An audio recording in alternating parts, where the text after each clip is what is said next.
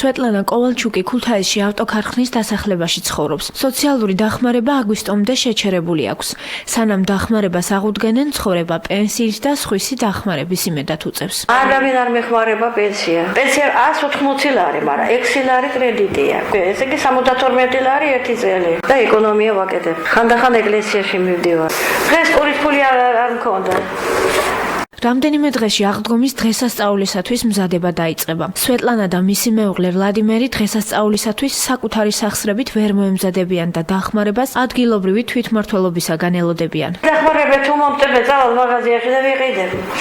პრობლემა არ იქნება წავალ, თუ არა მაქვს ფული. მე ვიფიქრე დედის დღე შეიძლება თუ მომწევენ რამეს, მაგრამ დედის დღე არაფერი არ მომწევ, შეიძლება აღდგომაზე მომწევენ. დახმარება მინდა ან ფულადი ან პროდუქტი.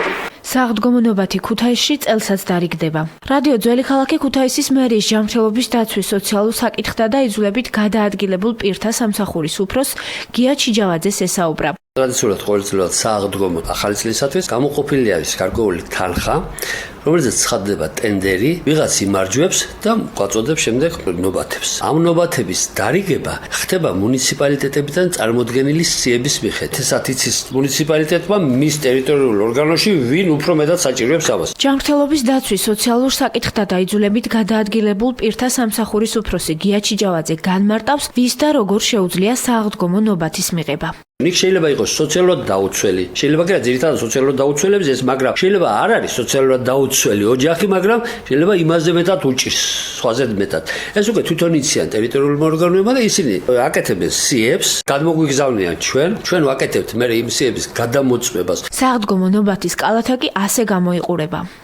ქათამი, ზეთი, მაიონეზი, კარაქი, რა ვიცი, როგორც ყოველთვის.